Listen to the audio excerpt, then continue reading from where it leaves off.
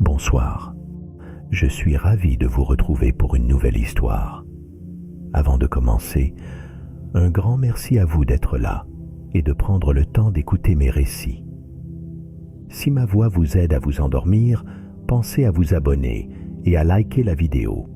C'est un petit geste qui soutient mon travail et m'encourage à vous offrir encore plus d'histoires. Pour plus de récits originaux, livres audio adaptés et contenus plus travaillés, rendez-vous sur ma chaîne principale. Le lien est dans la description. Ce soir, imaginez qu'une simple coupure de courant transforme soudainement la vie d'un immeuble tout entier. Que se passerait-il si l'obscurité soudainement tombée vous rapprochait de vos voisins bien plus qu'auparavant? Prenez le temps de vous installer. Laissez les lumières du quotidien s'éteindre doucement. Et ouvrez grand vos oreilles à une histoire où la solidarité, la surprise et la magie des rencontres inattendues réinventent la douceur de vivre ensemble. Bonne écoute et douce nuit.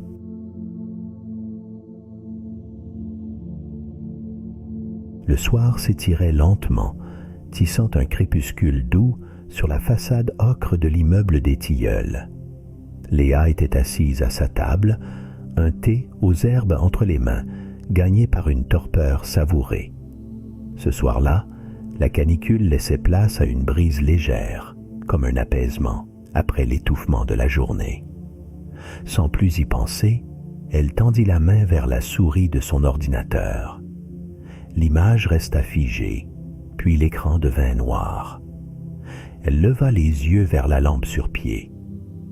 La lumière ne revint pas même une lueur hésitante. Le silence s'installa d'un coup sec, absorbant le bourdonnement familier du frigidaire et le ronron du radiateur.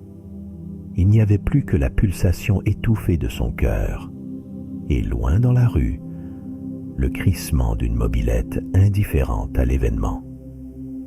Léa se pencha à la fenêtre. Aucun éclairage, ni dans la rue, ni chez les voisins. Pas même la veilleuse clignotante des boutons d'ascenseur à travers la vitre. L'immeuble semblait avalé par la nuit, jeté dans une obscurité profonde qu'elle n'avait jamais vraiment goûtée. Dans le couloir, une porte s'ouvrit à la volée. Léa hésita un instant, puis sortit timidement. Quelques marches plus haut, elle distingua la silhouette de Madame Girard, l'air inquiet, houssée dans une robe de chambre à fleurs passées. Sa voix tremblait un peu lorsqu'elle appela en direction du palier. « Il y a quelqu'un ? Vous aussi, plus rien ne fonctionne. » On devinait une agitation contenue derrière sa silhouette, cette tension légère de la nuit mouchée de tout repère sonore.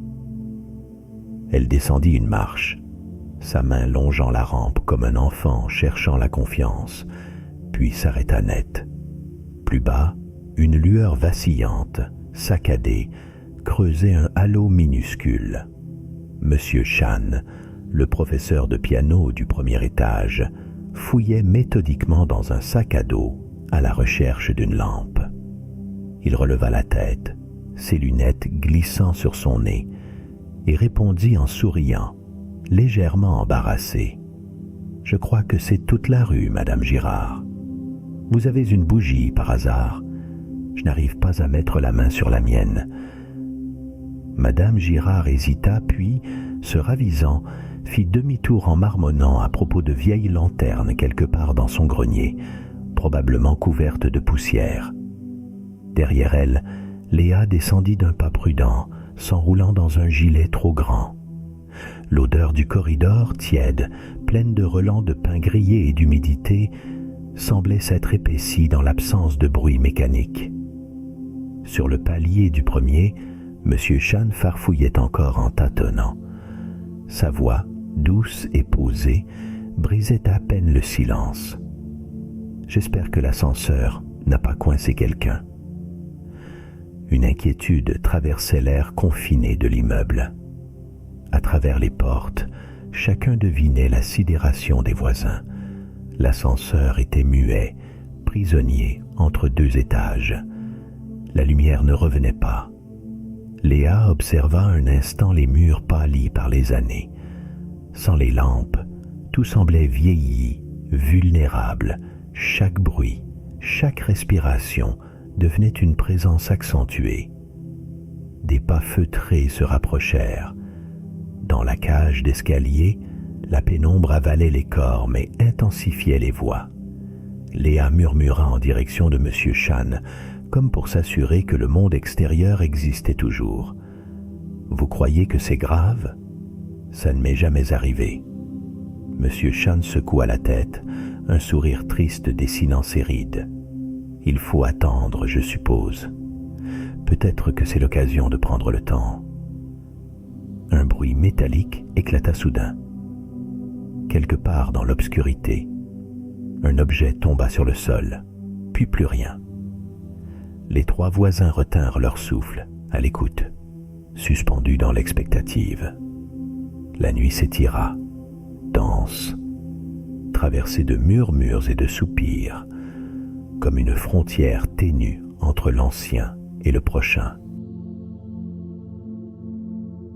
Le matin filtrait timidement à travers les rideaux quand Léa se leva, l'esprit encore flottant entre la torpeur de la nuit et l'agitation sourde des souvenirs. L'absence de ronronnements électriques, de radio ou de chauffe-eau lui parut soudain étrange. Au dehors, le silence persistait, habité seulement par le piaillement intermittent d'un merle. En enfilant son pull, elle sentit une inquiétude curieuse s'installer, à la fois légère et insistante. C'est presque sur la pointe des pieds qu'elle traversa le couloir, écoutant le son atténué de ses pas résonner sur le parquet fatigué. Devant la porte de Madame Girard, elle hésita puis frappa doucement. Il fallut un temps avant que la poignée ne tourne, laissant apparaître la vieille femme, cheveux tirés en un chignon tout juste rescapé de la nuit. Sous son peignoir boutonné à la hâte, Madame Girard avait gardé la même robe de chambre à fleurs défraîchie. « Bonjour Léa. »« Toujours rien ce matin, » souffla-t-elle, une main crispée sur la poignée. Ses yeux cherchaient à demi-voix une forme de certitude. Léa chercha à sourire, apaisante, mais ses mots se heurtèrent à la gravité du moment. J'espérais que, peut-être que tout reviendrait avec le jour, murmura-t-elle dans un souffle un peu honteux. Derrière elle, le bruit d'un pas confiant traversait la cage d'escalier. Samir, le boulanger, surgit, un panier à la main et le visage encadré par une barbe généreuse. Il adressa un salut énergique, comme si la nuit n'avait rien entamé de sa bonne humeur. « Mesdames, toujours pas d'électricité. Je vous apporte un peu de pain. Il est encore frais de la veille. Faudra bien tenir le coup sans cafetière ce matin. » Élise descendit elle aussi, les cheveux encore humides, vêtue d'un vieux sweatshirt de fac trop large. Elle sourit, masquant une pointe d'inquiétude. J'ai essayé le téléphone du palier.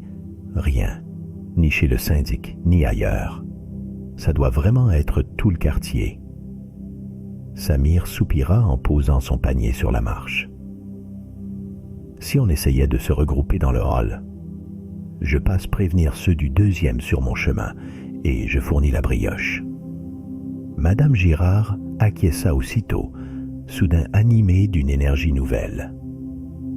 D'un geste, elle invita Léa à la suivre pour récupérer quelques lampes à pétrole et une boîte d'allumettes un peu humide. La petite troupe descendit l'escalier d'un pas précautionneux, chacun apprenant déjà à naviguer dans l'obscurité familière devenue étrangère. Au rez-de-chaussée, les abords du hall étaient baignés d'une lueur blafarde filtrée par les carreaux sales. Les visages se dessinaient, à la fois incertains et rassemblés. Léa déposa quelques sachets de thé sur un coin de table. Samir aligna ses pains dorés et Élise disposa, précautionneuse, sa lampe frontale au centre, comme si elle posait un astre miniature. De ces de là, les portes s'ouvraient. Une boîte de conserve passait de main en main, une bougie s'allumait, et les rires discrets s'amplifiaient. D'habitude silencieux, l'immeuble grouillait de bruissements humains, de petits gestes solidaires. On posait une écharpe sur les épaules de Madame Girard, on chuchotait des mots rassurants, on échangeait des regards en coin. Chacun décida alors, presque sans qu'il soit besoin de le dire, de réunir les ressources. Les smartphones servaient de lampes, on improvisait des assises avec des cartons. Les conversations s'entrecroisaient, encore hésitantes mais animées d'un désir naïf, de rassurer, de vérifier la présence de l'autre, de se sentir moins seul. À travers la grande vitre, un rayon matinal perçait, révélant soudain la cohorte des voisins, transformée en une petite tribu improvisée. Les visages, graves encore, étaient tendus vers la table centrale, autour de laquelle les vivres s'amoncelaient dans une promesse de partage. Quelqu'un proposa d'attendre un peu le retour du syndic, puis un autre d'organiser un inventaire des bougies et des paquets entamés. Un chat passa entre les jambes, agitant sa queue au-dessus de la tarte de Samir. Les voix s'accordaient, timides puis plus franches, ponctuant le silence neuf de phrases pratiques. Élise s'interrompit, la main levée, les yeux soudain grands ouverts. L'heure était encore incertaine et le hall baignait dans ses ombres ternes propres au matin privé d'éclairage. Autour de la grande table basse, quelques chaises et des caisses renversées constituaient un îlot de fortune. Samir ouvrit son panier et sortit, sous les regards médusés, une farandole de pain au chocolat et petits croissants froissés, ensevelis la veille pour tromper leur déclin. Il les posa sur une nappe de serviettes et fit signe au premier voisin de s'approcher. « Approchez, j'ai sauvé tout ce que j'ai pu avant que le froid disparaisse des vitrines. Il faudrait les finir vite, sinon ils deviendront pierre, » déclara-t-il en souriant dans sa barbe. La tentation fut trop grande. Aussitôt, Madame Girard se servit d'un croissant, sans oublier de remercier d'un clin d'œil le boulanger. Léa, déjà assise à côté de la lampe frontale, ouvrit son carnet à spirale. Elle esquissait du bout du crayon des silhouettes penchées, mélange de voisins flous et d'ombres mouvantes projetées par les bougies. Monsieur Chan observait les mouvements du crayon, fasciné par la légèreté du geste. Un grincement de marche signala l'arrivée discrète de Monsieur Chan. Sous son bras, il portait un gros classeur rempli de partitions écornées, soigneusement tenu par un ruban. Il s'éclaircit la voix. « Si cela ne dérange personne, je pourrais jouer un morceau ce soir. J'ai mon vieux piano acoustique au premier, il porte tout, même sans électricité. Cela nous changerait un peu d'ambiance, non ?» Un silence d'abord incertain fut brisé par la voix enthousiaste de Léa. « Oh oui, ce serait merveilleux. J'aimerais tant dessiner vos mains sur le clavier si vous acceptez. » Un sourire timide passa sur le visage de Monsieur Chan. Samir distribua une tartelette à Élise qui hésitait encore, n'osant pas casser la première bouchée. Tout le monde semblait alors trouver une place autour de la table. Madame Girard posa sa tasse de thé devenue rare, près d'un paquet de biscuits. L'air vibrait de petits bruits feutrés, de cuillères sur la porcelaine, de chuchotements. Chacun saisit ce répit pour se présenter. Cette fois, les voix étaient moins tendues, le rite de la gêne déjà largement fissuré. Monsieur Chan raconta qu'il avait quitté Shanghai 30 ans plus tôt, que le piano lui avait servi de passeport partout où il allait. Élise précisa, à mots posés, qu'elle était avocate spécialisée dans le droit du logement, lançant d'un clin d'œil que personne n'écoutait plus volontiers les histoires de fuite d'eau que dans un hall plongé dans le noir. Le boulanger, goguenard, évoqua ses journées, commençant à 3 heures, Le bruit du pétrin, c'est toute ma bande son préférée. Mais ici, je découvre qu'un vrai silence peut aussi exister. Léa, de son côté, décrivit son travail d'illustratrice, les nuits passées à colorer des manuscrits d'autrefois, l'inspiration trouvée dans les regards croisés au détour de l'escalier. Une pause eut lieu. Puis, chacun se risqua à lâcher une anecdote sur l'immeuble. Le chat voyageur de la voisine du rez-de-chaussée, qui réapparaissait mystérieusement sur chaque palier. L'odeur de confiture montant parfois de l'appartement Bensoussan, ou encore le craquement presque amical du vieux plancher de l'escalier. Madame Girard confia sa petite stupéfaction en redécouvrant le hall. Ici, j'ai dansé un soir de réveillon en 1965, quand tout était encore tapissé de jaune. Je n'aurais jamais cru y partager une brioche, tant d'années après. L'ambiance gagna en chaleur et en intensité discrète. Certains secouaient gentiment les miettes de croissant, d'autres repensaient à la façon dont leur cuisine résonnerait désormais sans le bruit familier de la hotte ou du micro-ondes. Monsieur Chan fit glisser ses doigts sur la table, comme s'il cherchait le clavier en bois. Léa détourna une mèche de cheveux, son carnet rempli de traits hésitants et de sourires esquissés à la hâte. Dehors, un chien aboya. La lumière hésitante filtrait à travers la porte vitrée. Quelques rires éclatèrent, aussi soudains qu'inattendus, suspendant le temps d'une bouchée ou d'un souvenir partagé. Dès la fin de l'après-midi, alors que la lumière filtrée tombait en halo oblique sur le sol du hall, Élise reprit l'initiative d'un ton assuré.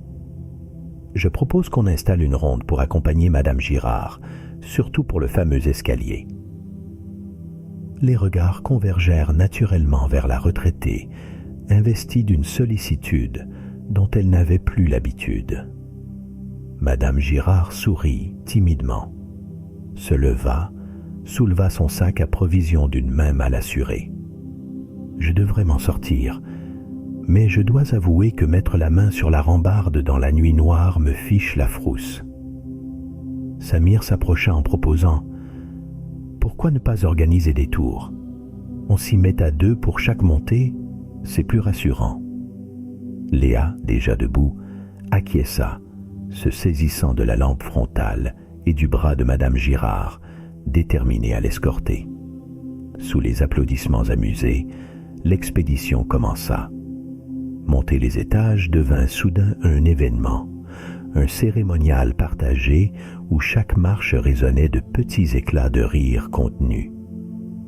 À l'étage suivant, c'était au tour de Samir et Élise, puis ceux du rez-de-chaussée prenaient le relais pour la redescente. Madame Girard, touchée mais digne, découvrait la chaleur réconfortante d'une escorte. Au même moment, Léa et Samir se retrouvèrent à mi-étage, profitant du calme relatif pour griffonner des idées sur une feuille pliée en deux. Léa proposa « Et si on organisait une sorte de garde-manger collectif? Chacun note ce qu'il a et on fait tourner ?» « Même les plats froids, ça peut le faire, » répondit Samir. « J'ai encore de quoi tartiner quelques tranches, ça évite le gaspillage. » Ils échangèrent une poignée de main improvisée. Rapidement, tout le monde fut convié dans le hall, tandis que Léa, carnet à la main, notait le contenu volatile de chaque frigo. Les boîtes Tupperware, salade de riz, quelques saucissons, fruits esselés changèrent de main. Chacun piochait, proposait, goûtait, comme si l'idée de manquer pouvait s'oublier sinon se moquer. Au bout du couloir, les Bensoussan préparèrent leur surprise. Laurine, la voix claire, annonça soudain « Nous invitons tout le monde chez nous. Ce soir, apéritif général, c'est l'occasion rêvée. » Les voisins avaient déjà vu défiler des parfums intrigants émanant du premier, fraises macérées, miel, épices invisibles.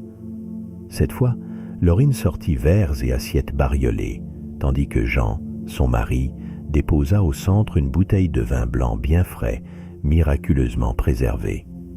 Les discussions prirent une tournure nouvelle, faite de confidences et de suggestions de recettes. « Goûtez-moi Soumou, il ne voyagera pas jusqu'à demain », lança Jean. Quelques lampes de secours déposaient des îlots de clarté sur les visages. Les ombres devenaient compagnonnes de table. On trinquait à la santé du quartier, au retour du courant, à tout ce qui pouvait encore donner du sens au quotidien transfiguré. Même le silence, ponctué de bouchons sautants ou de verres entrechoqués, portait en lui une promesse inhabituelle. Dehors dans le hall, 2 enfants, Lucie des Bains-sous-Sang et Malik, le fils du 4e, avaient rassemblé pions, cartes et cahiers oubliés sous les bancs. Ils improvisaient des jeux de société à la lueur vacillante des lampes torches, mélangeant règles inventées et anciens souvenirs de parties en famille. Leur rire, distant puis explosif, parvenait jusqu'aux adultes, qui jetaient des coups d'œil attendris à chaque éclat de voix. Les pions, tombant sur le marbre, avaient perdu leur tapage ordinaire. Tout semblait feutré, comme si l'immeuble entier veillait à ne pas effrayer l'instant. Un bol de tomates cerises fit le tour de la pièce, croqué à même le doigt, tandis qu'on recueillait les idées des uns et les blagues des autres. Les enfants accouraient parfois, ramenant une poignée de bonbons oubliés, s'insérant dans la ronde des grands avant de repartir danser une bataille silencieuse au fond du couloir. La nuit tomba sans bruit, recouvrant délicatement la fête d'une obscurité pleine de présages légers, où chacun trouvait enfin sa place. Le soleil se glissa à travers les rideaux de l'immeuble, jouant dans la poussière dorée suspendue au-dessus du hall. L'habitude, déjà, d'entendre les premiers éclats de voix sur les paliers permettait aux locataires de se situer dans la journée. La nuit avait été pleine d'un calme soyeux, loin de l'agitation électrique habituelle. Léa, embuée de sommeil et de curiosité, sortit sur son balcon. En contrebas, quelque chose d'étrange attirait l'œil. Monsieur Blanchard, voisin le plus silencieux du 2e, était penché sur une forêt miniature de pots en terre. Son balcon, jusqu'alors reclus derrière un store vert mousse, se révélait tout à coup. À côté des habituels géraniums, on distinguait du basilic, du thym, et même quelques plants de tomates aux fruits oblongs, d'un rouge discret. Léa, un sourire accroché au visage, appela doucement. « Bonjour, monsieur Blanchard. C'est magnifique, tous verts chez vous. » Le vieil homme redressa son dos courbé, la salua d'un signe de main timide. Quelques instants plus tard, il apparut, une cagette contre l'épaule, sur le seuil du hall déjà traversé par la fraîcheur du matin. Sa voix, feutrée mais assurée, s'adressa à tous ceux qui voulaient bien prêter l'oreille. « J'ai de quoi faire une belle salade, et même quelques herbes à infuser. Je n'ai jamais osé en parler, mais maintenant, autant partager, non ?» Madame Girard, d'un pas léger, traversa le couloir, ses doigts crochetant le bras de Léa. « Mais c'est une merveille, ces tomates. Ça me rappelle le jardin potager de mon enfance. » Les enfants débarquèrent en trombe, happés par la promesse d'un goût frais et inconnu. Rapidement, une procession insolite gravit les marches jusque chez monsieur Blanchard. On échangea quelques œufs contre un bouquet de romarin. Un fond de mozzarella emprunté au frigo d'Élise fit alliance avec le basilic odorant. Les adultes improvisèrent, entre 2 éclats de rire. « Qui a encore du vinaigre ?» demanda Samir, tandis que Laurine s'essuyait les mains sur un torchon à carreaux, énumérant les restes du buffet de la veille. La cuisine commune naquit là, sous la lumière incertaine qui filtrait du dehors. Les couteaux circulaient prudemment, les mains lavaient la vaisselle dans la bassine du hall, l'eau tiède convoyée par des bouteilles réchauffées au soleil. On décida, intuitivement, de ne rien gaspiller. Les trognons accompagnaient les pelures de carottes dans un grand saladier destiné au compost, chacun réfléchissant à comment transformer ses dernières réserves. On dirait un restaurant clandestin, glissa Léa, tout en tripotant un bouquet de menthe fraîche. Les discussions fusaient, franchissant d'un balcon à l'autre les barrières d'habitude et d'âge. Samir, une marmite sous le bras, proposa une session vaisselle collective dans la cour. Les enfants, eux, se découvrirent une passion pour l'étendage des torchons, rivalisant à qui inventerait la corde la plus solide avec les lacets des baskets. Le balai du linge séché, des assiettes rincées, battait le rythme d'un quotidien réinventé. En avançant dans la matinée, on organisait de nouvelles tâches, qui devaient surveiller la cuisson des œufs, qui préparaient les couverts, qui notaient les menus sur une ardoise empruntée à l'entrée. Les conversations dérivaient sans heurts vers les souvenirs de cuisine d'antan, vers les explications botaniques de M. Blanchard, qui s'animait pour la toute première fois, décrivant la patience nécessaire pour choyer le basilic en plein vent de printemps. Les balcons devinrent salons, salles à manger, et même bureaux de discussion improvisés. On se penchait, on s'interpellait, partageant les nouvelles du quartier, commentant la lenteur du temps, la douceur d'être ensemble à inventer chaque geste. Dans le couloir, des casseroles tintinabulaient en une cadence familière et inédite. Dans le hall, les voix se mêlaient plus simplement qu'autrefois. On chuchotait moins par crainte, davantage par égard, par savoureux relâchement. Léa s'en aperçut, penchée sur un carnet, le crayon valsant sur la page au rythme des histoires qui gonflaient l'air de rires feutrés et de gestes complices. Les journées, désormais dépourvues de leur précipitation électrique, respiraient une tranquillité nouvelle. Ce soir-là, Léa chercha Madame Girard près de la porte d'entrée, là où la lumière des bougies dessinait d'improbables lanternes sur les carreaux. La vieille femme, un tricot suspendu à son bras, discutaillait avec Samir, sa voix effilochée par le fil des souvenirs. Léa s'approcha, un sourire en bandoulière. « Madame Girard, et si vous nous racontiez comment était ce quartier, avant ?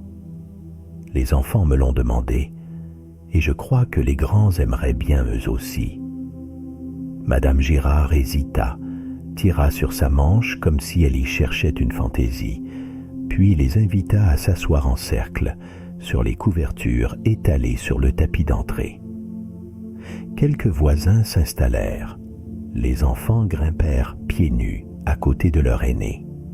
Elle commença doucement, évoquant la première boulangerie en bas de la rue, tenue jadis par un homme à moustache et à blagues interminables. Les rues autrefois silencieuses, les lessives chantonnées à la fenêtre, l'épicerie minuscule où l'on trouvait tout, même ce que l'on osait demander. Elle racontait sans hausser le ton, chaque mot souligné de gestes discrets et d'anecdotes salées. Parfois, tout le cercle s'esclaffait pour une souris dans la farine ou une histoire de pluie battante durant la fête du quartier. Samir, ravi de se voir inclus dans la lignée des boulangers légendaires, approuva d'une mimique gourmande. Léa, elle, griffonna frénétiquement chaque expression du visage de son ami sur son carnet, croquant la tendresse dans les rides comme dans la lumière. Vers la fin du conte, le silence s'installa, un silence appréciateur, pétri de souvenirs. Mais les enfants, électrisés par la voix de Madame Girard, n'avaient plus guère envie de dormir. C'est alors que, presque sans prévenir, M. Champ ouvrit la porte de son appartement, révélant un piano droit que nul n'avait osé demander depuis le début de la panne. Il tira doucement l'instrument jusqu'à la frontière du hall. Sur le tabouret, il s'installa, salua tout le monde de son air cérémonieux et se lança dans quelques notes hésitantes, vite rattrapées par une mélodie vivante. Les enfants approchèrent, aimantés par les touches blanches et noires. L'un d'eux, Timothée, osa effleurer le clavier. Très vite, d'autres mimèrent le geste, pris dans le tourbillon dissonant. Monsieur Chan esquissa un sourire rare. Il faut laisser parler la musique, même quand elle bégaye, souffla-t-il. Léa, transposant la scène sur son carnet, sentit la chaleur physique de l'instant, la musique tressée, de rires et de fausses notes, le bonheur inédit d'écouter sans juger, de partager sans peur. Soudain, le parfum sucré du pain grillé traversa le hall. Samir, dans un nuage de sucre et de cannelle, présenta sur un vieux plateau ce qu'il baptisa « pain perdu retrouvé ». Il invita tous ceux qui avaient un souvenir rassis ou une fringale à préparer leur propre part. Les croûtes trempées dans l'œuf brillaient comme des lingots, ranimant la moindre miette. Samir expliqua, entre deux gestes précis, ses tours de main, comment d'un simple reste on pouvait composer un trésor. Les petits rivalisèrent d'imagination pour décorer leurs assiettes. Les adultes, moins timides qu'auparavant, proposèrent eux aussi leurs idées de garniture. Il y eut de la confiture cachée au fond d'un pot, un trait de miel, quelques herbes de M. Blanchard, pour ceux osant l'audace sucrée-salée. Toute la soirée s'étira ainsi, bercée par le trio inusité de la voix de Madame Girard, des accents du piano de M. Chan et des volutes de pain perdu. Chacun, à sa façon, révéla un talent discret. Mathilde les surprit à imiter à la perfection le son de la sonnette cassée. Éric improvisa une histoire à partir d'une boîte d'allumettes. Élise montra comment nouer une écharpe à la mode scandinave. On découvrit soudain qu'on pouvait finir la journée heureux d'avoir écouté, cuisiné, chanté ou tout simplement ri ensemble, avec une douceur inconnue jusque-là. Le dernier soir, on eût dit que le hall avait été réinventé. Autour des colonnades de fortune, quelques marchepieds, des caisses empilées, des tabourets qu'on avait traînés ici pour l'occasion, des centaines de bougies de tailles diverses répandaient un éclat tamisé, irréel, qui découpait sur les murs des silhouettes familières devenues presque magiques. Chacun déposait sa flamme discrètement, comme une offrande. Les voisins se rassemblaient, certains pieds nus, d'autres enveloppés dans leurs châles ou vestes du soir. Mais tous portaient cette légèreté gagnée au fil des nuits, sans courant, ce plaisir de se retrouver. Les enfants disposaient les dernières lanternes récupérées sur les rebords des fenêtres, sous l'œil amusé du couple Bensoussan, qui surveillait d'un sourire la symphonie de lueurs.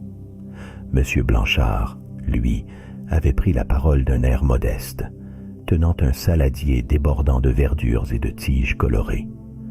Il ne restait que ça sur mon balcon. J'ai tout mélangé. Menthe, basilic, quelques fleurs de ciboulette, 2 tomates déjà mûres. Ce sera notre salade de la fin du monde ou du début d'autre chose. Autour de la grande table, chacun s'était assis sans attendre, partageant le pain qui leur restait, tartinant de la confiture, goûtant 1000 variantes de la fameuse salade Blanchard, qui révélait, selon Samir, les arômes cachés de la propriété. Les conversations se tissaient par paquets de 3 ou 4 voix, se nouaient puis se relâchaient, portés par la douceur de ce soir unique. Même M. Chan, habituellement si discret, trinqua à la fraîcheur du persil et but une longue gorgée de son verre d'eau citronnée. Une complicité flottait, faite de confidences légères. Timothée, étonnamment posé, confia à Éric son rêve de dessiner une bande dessinée sur leur aventure sans lumière. Mathilde évoqua l'idée de partir en voyage en train, après avoir redécouvert le goût simple de l'attente. Madame Girard partagea son envie secrète de reprendre la chorale de son enfance, même si, à mon âge, on ne sait plus très bien dans quelle tessiture on se retrouve. Les rires, cette fois, étaient doux et bas, comme chuchotés derrière des rideaux de coton. Au bout de la table, Léa s'était installée avec ses crayons et une vaste feuille tout juste entamée. Elle invita les uns et les autres à venir s'asseoir, l'un après l'autre, pour poser leurs traits sur le papier.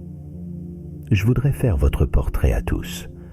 C'est un peu fou, je sais, mais j'ai envie qu'il reste quelque chose de ces soirs-ci que la lumière n'effacera pas. » Les voisins, tour à tour, prirent la pose. La petite Chloé, faussement sérieuse, Monsieur Chan, les mains croisées sur les genoux, Élise avec un clin d'œil, et Samir devant une part de tarte à la tomate. Les adultes se découvraient sous un regard neuf.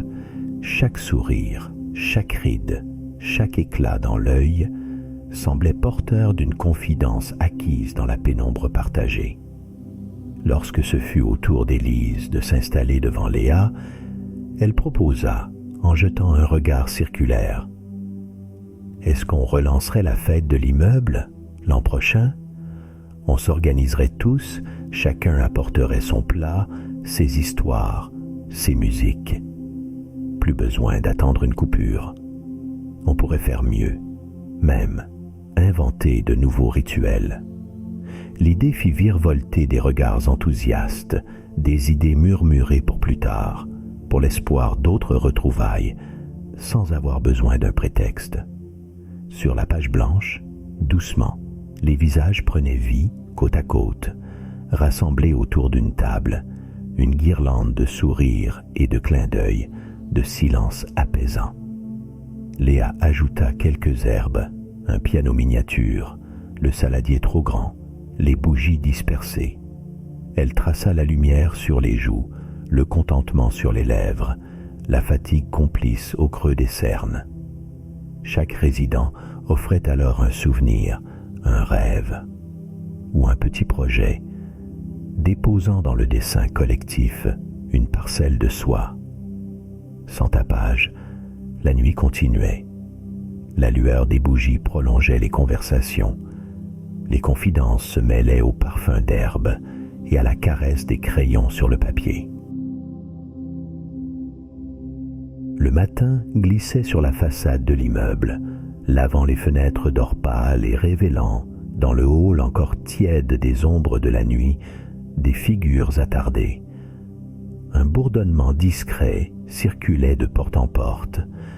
L'électricité, disait-on, pouvait revenir à tout moment. On sentait dans l'air ce frémissement particulier, fait de soulagement, mêlé d'une pointe d'appréhension devant la fin d'une parenthèse inattendue. On hésitait à s'en réjouir pleinement, de peur que le quotidien banal reprenne la place du petit miracle vécu ensemble. Madame Girard arriva la première, comme toujours, drapée d'un foulard pastel. Elle fronça le nez en écoutant les rumeurs palpiter dans la cage d'escalier. On dirait presque qu'on attend un lever de rideau, souffla-t-elle à Samir, déjà affairé devant un plateau de tranches de pain et de pots de confiture rescapés. Léa traînait des pieds, carnet sous le bras, paupières lourdes de veillées accumulées. Elle s'étonna de ressentir ce pincement au cœur. Les voix familières, les chuchotements, la chaleur partagée avec ces gens qui l'auraient intimidée quelques jours plus tôt, tout cela avait tissé autour d'elle une trame légère, rassurante. D'un geste, elle invita tout le monde à s'installer autour de la table improvisée, éclairée par la lumière du petit matin à travers la verrière du hall. Élise arriva, cheveux en bataille, yeux brillants, massant ses épaules engourdies. Encore un dernier petit déj façon Robinson avant que tout disparaisse, proposa-t-elle en riant. On rit avec elle, un rire discret, presque intime. Les enfants, eux, sautillaient pieds nus sur le carrelage, testant la portée de leurs jeux matinaux, s'émerveillant de la lumière naturelle qui baignait la scène. On partagea les dernières tartines, quelques fruits retrouvés au fond d'un panier, ce qu'il restait de beurre salé et d'herbes préparées la veille. Monsieur Sean, moins réservé, proposa à chacun de se souvenir et l'on échangea, rieurs, les meilleurs moments de leur courte aventure nocturne. Les voix jouaient les unes avec les autres, parfois rêveuses, parfois joyeuses, effleurant doucement l'idée que ce moment ne reviendrait pas. Samir caressa distraitement une miette de pain du bout du doigt, comme pour suspendre le temps. Léa, silencieuse au milieu du brouhaha léger, cherchait nerveusement quelque chose dans son sac. Elle en sortit le portrait collectif, esquissé et complété aux bougies, dont le papier portait encore une légère odeur de cire tiède et de graphite frotté. Sans un mot, elle s'avança vers la paroi du hall, près du panneau des avis. Elle souleva un petit clou qu'elle y planta prudemment, avec une chaussure empruntée à Timothée, puis accrocha le dessin à la lumière rasante du matin. Les visages du papier semblaient sourire à ceux du hall, comme une double fenêtre sur un souvenir tout neuf. « Que personne n'oublie ce qu'on a vécu », murmura Léa. Madame Girard posa sa main sur l'épaule de l'illustratrice, une caresse brève et sincère. Tout le monde vint admirer le portrait. On se pointait du doigt en riant. On se trouvait mieux. Ou bien on regrettait sa grimace. On se replaçait dans la mémoire, comme on chercherait sa figure dans une vieille photo de groupe. Chloé toucha doucement le papier, comme pour vérifier que la magie y était encore. Le hall s'emplit d'une lumière calme. Dehors, un volet claqua. Un moineau fit sa révolution sur le perron. On promit, la bouche pleine ou la voix chargée de café, de ne pas laisser s'envoler cet esprit collectif. Même quand on aura tous retrouvé nos écrans et nos habitudes, on fera attention, d'accord ? Lança Élise, la tasse suspendue en l'air. Les têtes acquiescèrent, aussi légères qu'un matin, sans urgence. Quand la lumière jaillit enfin, ce fut par à-coups, sans prévenir. L'ampoule du hall clignota, hésita, puis répandit un halo jaune un peu fade sur la mosaïque. Les enfants se figèrent, puis éclatèrent en applaudissements. Au 3e étage, un grille-pain crépita soudain, arrachant un cri de surprise à Samir, qui ria de bon cœur en ouvrant grand sa porte. Les sons familiers revinrent peu à peu, rassurants et presque étrangers. Le ronron insistant du réfrigérateur, le bourdonnement du chauffe-eau, la chanson légère d'une radio oubliée. Pourtant, l'immeuble restait comme suspendu dans ce matin neuf, imbibé encore de la chaleur des veillées passées. Chacun retrouva ses repères, le lit refait à la hâte, la fenêtre jetée grand ouverte, les mails enfin reçus, mais les gestes s'attardaient. Personne ne s'enfermait vraiment. Les portes demeuraient entr'ouvertes, laissaient passer des échos de rire, la trace d'un parfum de café partagé ou d'une compote réchauffée pour le voisin d'en face. Dans l'escalier, les discussions se prolongeaient. On croisait Élise, carnet sous le bras, listant à la volée les provisions manquantes, s'inquiétant du retour à la routine. Si on continuait à s'entraider, même sans urgence, lançait-elle, complice, à quiconque voulait bien tendre l'oreille. À chaque étage, une feuille s'ajouta au panneau des avis. Numéro pour les courses, heure de ronde pour aider Madame Girard, proposition de covoiturage pour les familles débordées. Parmi ces allées et venues feutrées, Léa passa souvent devant son portrait accroché. Elle glissait un sourire complice aux voisins, notait chaque détail sur ses carnets. la danse d'un enfant dans la lumière, le panier de tomates posé sur le palier. Elle croquait le hall transformé, y voyait une scène vivante, mouvante, où rien n'était jamais vraiment fini. Les jeux d'enfants, plus bruyants que jamais, rebondissaient dans la cage d'escalier. Ils inventaient de nouveaux parcours, grimpaient d'étage en étage, s'appelaient d'une porte à l'autre.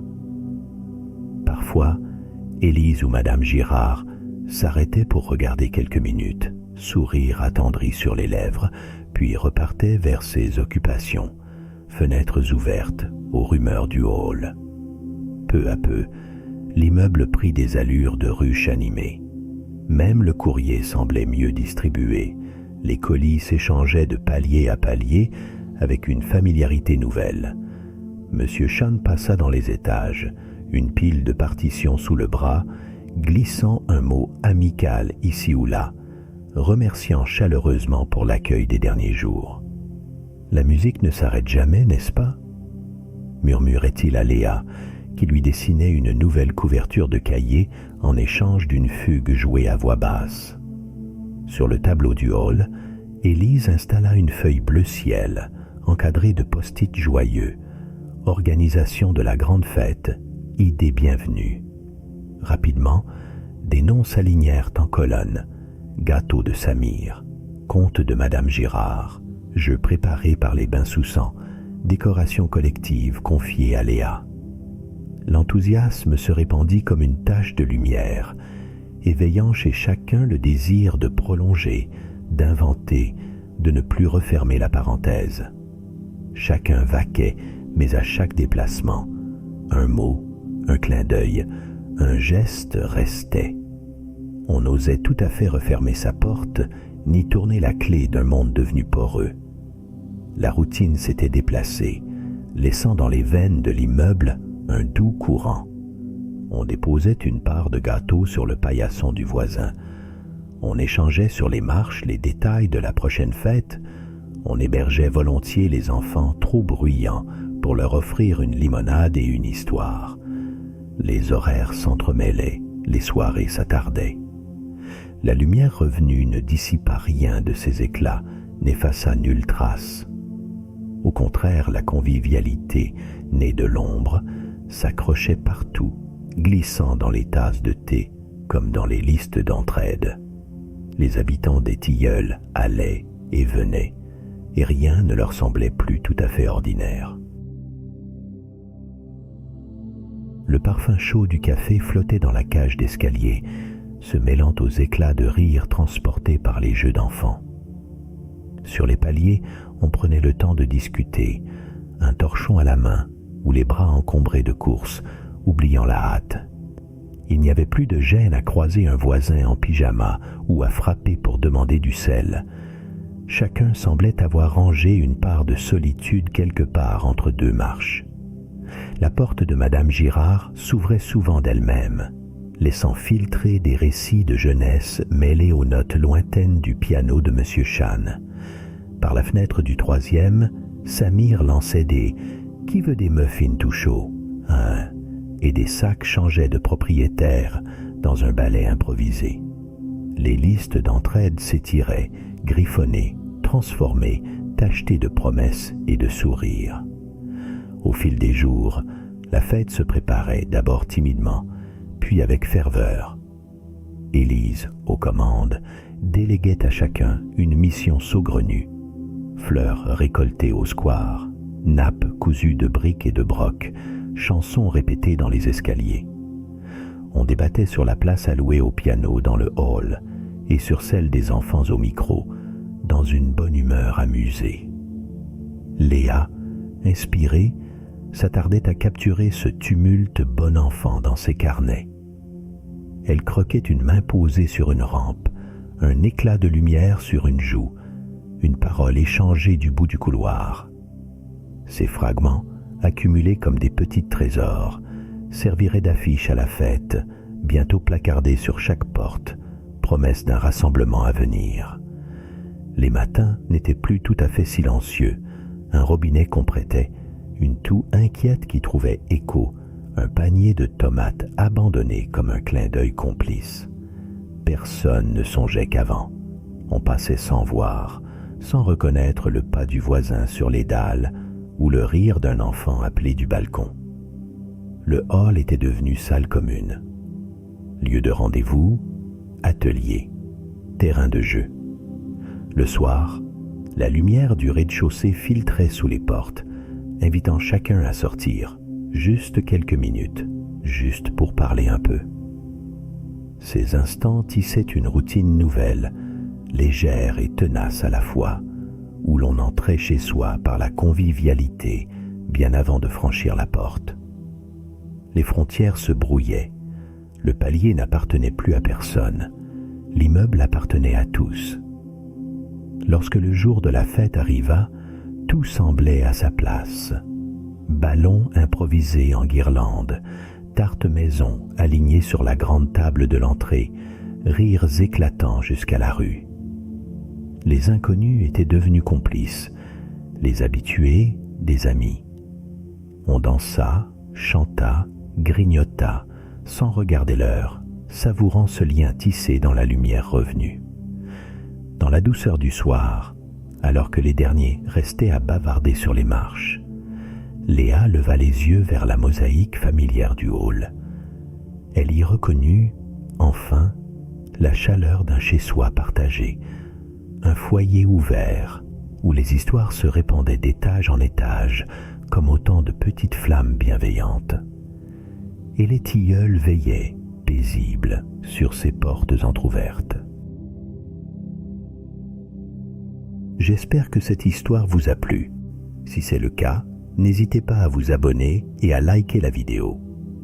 Je vous invite une fois de plus à rejoindre ma chaîne principale, où la narration, la prononciation et les histoires sont plus travaillées. Vous y trouverez des compilations, des livres audio et des récits plus originaux. Sur ces mots, je vous souhaite une bonne nuit et de merveilleux songes.